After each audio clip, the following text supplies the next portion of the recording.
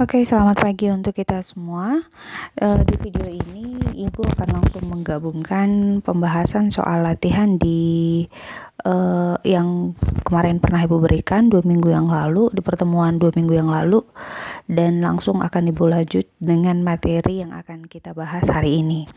Nah, yang pertama kita belajar dulu untuk pembahasan soal latihan di yang 2 kali pertemuan sebelumnya. Ada 2 soal kan kemarin Ibu berikan. Yang pertama di sini tulislah ingkaran dari pernyataan berikut. Ada 4 pernyataan PQRS gitu. Kalau dikatakan pernyataan ingkaran itu berarti kan kebalikan gitu. Kalau ingkaran itu, kalau dalam pernyataan itu berarti kita caranya dengan menambahkan menambahkan kalimat tidak benar bahwa itu di depan dari pernyataan tersebut. Jadi kalau dikatakan ada ingkaran, kalau ada P-nya sekarang musim kemarau, maka ingkaran P, simbol dari ingkaran kan seperti ini toh. Maka simbol ingkaran P itu adalah tidak benar bahwa sekarang musim kemarau. Seperti itu. Ya. Kemudian yang Q, hari ini Budi tidak berseragam sekolah, maka ingkaran Q, tidak benar bahwa hari ini Budi tidak berseragam sekolah. Itu kan sama saja sebenarnya artinya. Kalau kamu buat kalimatnya sampai sini sebenarnya bisa saja gitu. Tapi kalau menghemat penggunaan kosakata, kalau tidak benar bahwa hari ini Budi tidak berseragam sekolah, berarti artinya apa? Artinya hari ini Budi berseragam sekolah, ya kan? Nah, itu bisa jadi kita buat ingkaran Q-nya menjadi hari ini Budi berseragam sekolah. Kemudian yang ketiga, kalau pernyataan R-nya tidak benar bahwa pelajaran matematika itu sulit. Jadi kalau diingkari R-nya menjadi kan tidak benar bahwa kan menjadi 2 kali kan? Di sini menjadi 2 kali tidak benar bahwa pelajaran matematika itu sulit. Jadi kalau bertemu yang tidak benar bahwa dengan tidak benar bahwa, maka menjadi benar hasilnya. Jadi benar bahwa pelajaran matematika itu sulit. Nah, pada akhirnya negasinya jadi seperti ini. Yang terakhir, pernyataan S-nya ada bilangan prima yang genap. Oke, berarti kalau ingkaran S-nya tidak benar bahwa ada bilangan prima yang genap. Seperti itu. Bisa ya dimengerti untuk ingkaran. Ingat, ingkaran biasa kita pakai kalau dalam pernyataan itu dengan menambahkan tidak benar bahwa di depan pernyataan tersebut. Oke, sekarang kita masuk ke nomor 2. Manakah yang merupakan kalimat terbuka? Nah, sebelum kamu menjawab ini, kamu harus tahu dulu apa itu yang dimaksud dengan kalimat terbuka. Kalimat terbuka itu artinya adalah kalimat yang masih memuat peubah atau variabel sehingga belum dapat ditentukan nilai benar atau salah. Belum bisa kita pastikan dia bernilai benar atau salah, tergantung dari nilai variabelnya. Seperti itu. Nah, jadi kalau yang misalkan yang bagian A, besok hari Rabu, itu apakah kalimat terbuka atau tidak? Ya, sudah jelas. Bisa kita tentukan dia bernilai benar atau salah. Tergantung kamu kapan mengatakannya. Kalau seperti ini hari Selasa, terus kamu katakan besok hari Rabu, ya berarti itu benar, kan begitu. Tapi kalau kamu berbicara hari Kamis, dan kamu mengatakan besok hari Rabu, itu salah. Nah, berarti ini bukan kalimat terbuka. Karena kita sudah bisa menentukan dia benar atau salah. Seperti itu. Oke? Yang bagian B. 3 ditambah 29 itu sama dengan 32. Apakah ini kalimat terbuka? Ini bukan kalimat terbuka lagi. Kenapa? Karena kita sudah bisa menentukan bahwa ini benar gitu. 3 tambah 29 itu kan memang sama dengan 32. Berarti itu bukan kalimat terbuka lagi. Karena kita sudah tahu bahwa 3 tambah 29 itu sama dengan 32. Oke, sedangkan yang bagian C, 2x sama dengan 12 untuk x elemen real. Sudah? Untuk x elemen real. Maka ini merupakan kalimat terbuka. Kenapa seperti itu? Karena ini bisa kita tentukan benar atau salah tergantung dari nilai X-nya. Seperti itu. Kalau X-nya kamu buat 5, 2 kali 5 sama dengan 12. Salah kan jadinya? Tapi kalau X-nya kamu buat 6, 2 kali 6 sama dengan 12, maka dia menjadi benar. Begitu. Jadi tergantung nilai X-nya. Jadi kita belum bisa mengatakan yang bagian C ini benar atau salah sebelum kita tahu nilai X-nya berapa. Seperti itu. Maka ini merupakan kalimat yang terbuka. Kalimat yang terbuka. Sekarang yang bagian D. Yang bagian D ada X elemen real yang memenuhi X kuadrat kurang 6X ditambah 9 sama dengan 0. Ada X elemen real yang memenuhi X kuadrat kurang 6X tambah 9 sama dengan 0. Oke, ini merupakan kalimat terbuka matematika. Kenapa seperti itu? Karena kita tidak bisa menyatakan bahwa ini benar atau sudah bisa kita tentukan benar atau salah, tapi tergantung nilai X-nya seperti itu. Kalau untuk penyelesaiannya sebenarnya X-nya itu harus sama dengan 3. Kalau kita melakukan ini di pelajaran dari persamaan kuadrat, X-nya sama dengan 3. Kalau X-nya sama dengan 3, maka ini pernyataannya benar. Tapi kalau X-nya bukan sama dengan 3, maka itu salah. Seperti itu. Jadi tergantung dari nilai X-nya berapa. Kalau ternyata yang dikatakan X-nya itu sama dengan 5, ya pasti kita katakan ini salah. Tapi kalau dikatakan X-nya sama dengan 3, maka ini benar. Jadi intinya ini adalah kalimat terbuka karena kita belum tahu nilai X yang dimaksudkannya berapa. Seperti itu. Bisa ya?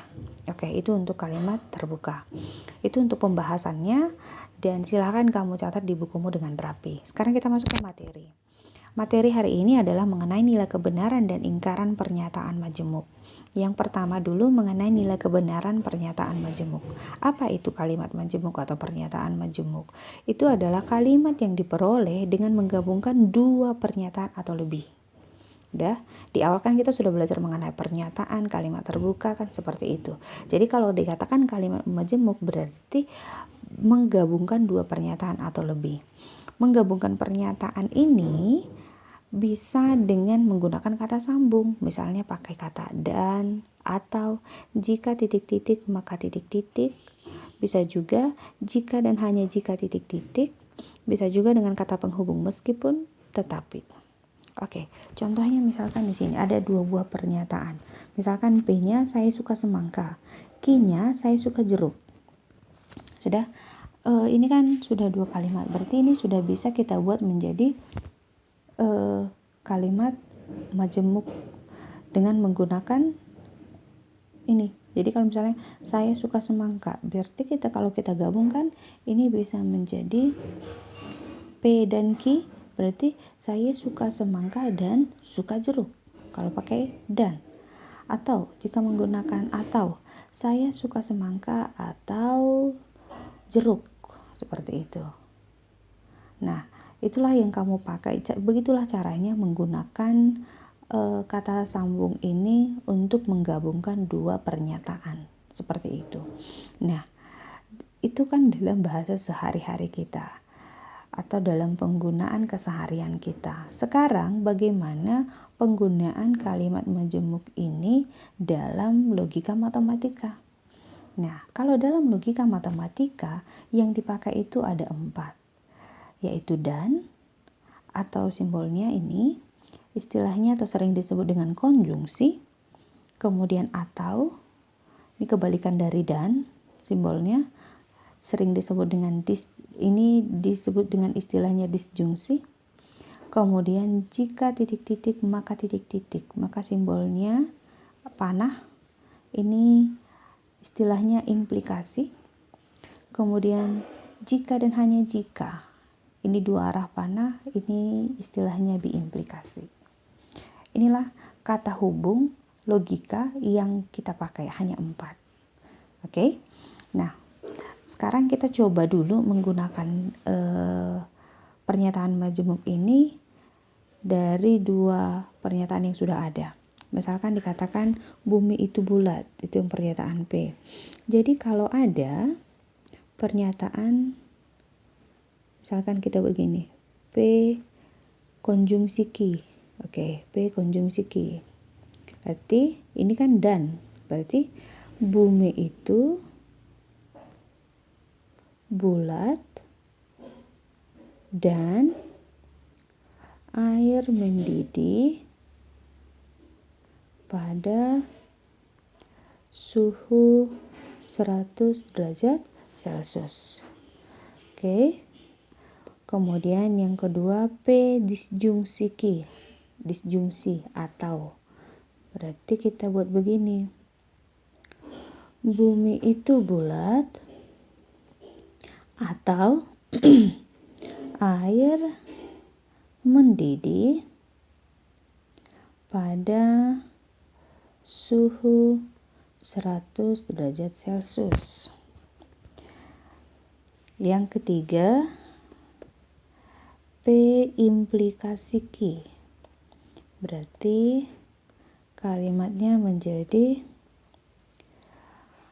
bumi itu bulat. Maaf, ini jika ya. Berarti begini. Jika bumi itu bulat, maka pernyataan Q-nya air mendidih pada suhu 100 derajat Celcius. Yang terakhir, B implikasinya. B implikasi, nih titik-titik jika dan hanya jika. Berarti ini titik-titiknya kamu isi dengan apa ya? Dengan pernyataan P-nya, P dan Q, P atau Q, jika P maka Q, ini P maka jika dan hanya jika Q, begitu. Jadi kan begini. P jika, berarti pernyataan P, bumi itu bulat. Baru sambung dengan jika dan hanya jika. Jika dan hanya jika. Baru lanjut dengan pernyataan Q. Air mendidih pada suhu 100 derajat Celcius. Nah, begitulah penggunaannya. Ya, konjungsi, disjungsi, implikasi, dan biimplikasi.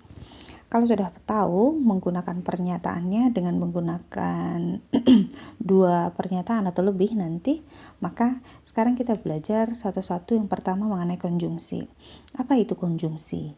Jadi, jika dua pernyataan P dan Q digabungkan untuk membentuk kalimat majemuk dengan kata hubung dan, maka pernyataan majemuk yang terbentuk itu dinamakan konjungsi. Tabel kebenarannya begini. Apabila ada dua buah pernyataan P dan Q, nilai kemungkinannya itu adalah apabila P-nya bisa benar, salah, Q-nya benar, salah, maka kalau digabung, benar dan benar maka hasilnya benar. Benar dan salah hasilnya salah. Salah dan benar hasilnya salah dan salah hasilnya salah. Artinya ingat, kalau di konjungsi itu, kalau di dan, dia hanya bernilai benar kalau kedua-duanya benar, gitu. Dia hanya bernilai benar kalau kedua-duanya benar. Kalau ada salah satu pernyataan yang tidak benar, maka nilainya menjadi tidak benar atau menjadi salah. Ingat, kalau konjungsi untuk dan, dia hanya benar apabila dua-duanya pernyataannya bernilai benar. Kita coba buatkan contoh yang bagian A. Di sini ada dua pernyataan. 2 tambah 3 sama dengan 5. Apakah ini benar? Ya, ini benar. 5 adalah bilangan prima. Apakah ini benar? Ya, benar. Jadi kalau kita gabungkan dengan konjungsi, maka kan seharusnya menjadi begini. 2 tambah 3 sama dengan 5. Dan 5 adalah bilangan prima. Nah, maka ini benar dan benar. maka dia benar. Nah, benar dan benar, maka dia benar. Seperti itu. Itu kalau untuk konjungsi. Sekarang kita ke disjungsi. Disjungsi itu kan kebalikan dari konjungsi. Kalau disjungsi tadi dan, kalau konjungsi tadi dan, kalau disjungsi itu berarti atau. Oke? Tabel kebenarannya begini. Kalau P-nya benar-benar salah-salah, Q-nya benar salah, maka P atau Q-nya atau P disjungsi Q-nya benar atau benar, itu nilainya benar. Benar atau salah, nilainya benar. Salah atau benar, nilainya benar. Salah atau salah, nilainya salah. Kesimpulannya bagaimana? Kesimpulannya, kalau untuk disjungsi, dia bernilai salah apabila kedua-duanya salah. Dia bernilai salah apabila kedua-duanya salah. Selebihnya benar. Udah, ingat. Tadi kalau konjungsi untuk dan, dia bernilai benar hanya berarti hanya satu ya. Hanya kalau kedua-dua pernyataannya benar. Dia bernilai benar kalau dua-duanya benar. Selebihnya salah. Sekarang kalau disjungsi, dia hanya bernilai salah apabila dua-duanya salah. Selebihnya benar. Oke, sekarang pernyataan P-nya di sini, matahari terbit dari timur. Apakah itu benar? Ya, itu benar. Matahari terbenam di barat. Ya, ini benar juga. Jadi kalau kita buat menjadi pernyataan disjungsi, maka dia menjadi matahari terbit di timur atau terbenam di barat. Terus nilai dari disjungsinya bagaimana? Ya lihat saja, benar atau benar. Benar atau benar, ya benar. Maka ini menjadi bernilai benar. Oke, seperti itu kira-kira. Oke, itu dulu penjelasan untuk konjungsi dan disjungsi. Silakan dipahami dengan baik. Kalau masih ada catatan yang kurang lengkap, kalau masih ada yang bisa kamu catat dari penjelasan Ibu, silakan kamu tuliskan di catatanmu dengan baik. Ya, untuk memperdalam materi nanti Ibu akan berikan soal latihan. Jadi ini dulu untuk pelajaran kita hari ini. Semoga bisa dimengerti dengan baik. Dan nanti untuk tugas latihannya silakan juga dikerjakan dengan baik. Terima kasih untuk perhatian kita semuanya dan selamat pagi.